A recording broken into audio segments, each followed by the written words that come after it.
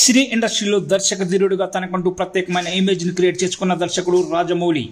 ఈయన చేసిన ప్రతి సినిమా ఘన విజయాన్ని సాధిస్తూనే వస్తోంది. ఇప్పుడు మహేష్ బాబుతో పాన్ వరల్డ్ లో ఒక సినిమాను తెరకెక్కించే ప్రయత్నం అయితే చేస్తున్నాడు. ఈ సినిమాలో నటీనటుల ఎంపిక విషయంలో రాజమౌళి చాలా జాగ్రత్తలు తీసుకుంటున్నట్టుగా తెలుస్తోంది. ఈ సినిమాకు సంబంధించిన పూజా కార్యక్రమాలు కూడా ఈ మధ్య గ్రాండ్ గా జరిగినట్లుగా కూడా వార్తలు వచ్చాయి.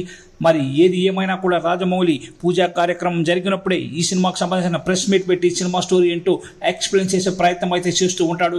కానీ SSMB 29 విషయంలో మాత్రం అలాంటిది ఏమీ జరగలేదు. కారణం ఏదైనా కూడా ఈ సినిమాలో ఒక స్టార్ హీరోని భాగం చేయబోతున్నారనే వార్త అయితే మనకు వినిపిస్తోంది. ఇప్పటికే ఈ సినిమా మీద హైప్ ఉన్న నేపథ్యంలో మరింత హైప్ ను మూటగట్టుకోవడానికి ఆ స్టార్ ని ఈ సినిమాలో భాగం చేస్తున్నారని సమాచారం. ఇంతకీ ఆయన ఎవరంటే తమిళ సినిమా ఇండస్ట్రీలో మంచి గుర్తింపు సంపాదించుకున్న కమల్ హాసన్ ఈ సినిమాలో ఒక ఇంపార్టెంట్ క్యారెక్టర్ లో నటించబోతున్నాడనే విషయం అయితే తెలుస్తుంది.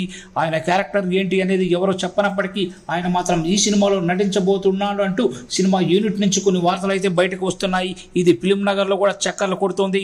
ఇప్పటికే ఆయన చేయబోయే సినిమాలో విలన్ గా నటించే విషయం మనకు తెలిసిందే. కాబట్టి మహేష్ బాబు రాజమౌళి కాంబినేషన్ లో వస్తున్న సినిమా మీద కూడా ఆయన మొదటి నుంచి ఆసక్తిగా ఉన్నట్లుగా మనకి వార్తలు అయితే వస్తున్నాయి. అయితే రాజమౌళి క్యారెక్టర్ కి పలు రకాల హీరోలను అనుకున్నప్పటికీ వాళ్ళు ఎవరు దానికి సెట్ అవ్వదని రాజమౌళి ఎట్టకేలకు కమల్ హాసన్ తో ఆ పాత్రను చేయించాలనే ప్రయత్నం అయితే చేస్తున్నారని సమాచారం.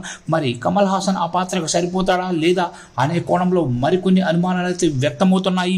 ఏది ఏమైనా కూడా జక్కన్న తీసుకునే నిర్ణయంలో చాలా క్లారిటీ ఉంటుంది. కాబట్టి ఆయన డెసిషన్ తీసుకున్నాడంటే అది ఫైనల్ అయినట్టే. కాబట్టి కమల్ హాసన్ కూడా ఈ సినిమాలో నటిస్తున్నాడు అంటూ కొన్ని వార్తలు అయితే బయటకు వస్తున్నాయి. మరి దీనిపై అధికారిక క్లారిటీ రావాలంటే రాజమౌళి అఫీషియల్ స్టేట్మెంట్ ఇచ్చే వరకు ఆగాల్సిందే. ఫ్యాన్స్ అయితే ఈ విషయాన్ని రూమర్లుగానే పరిగణించాల్సి ఉంటుంది.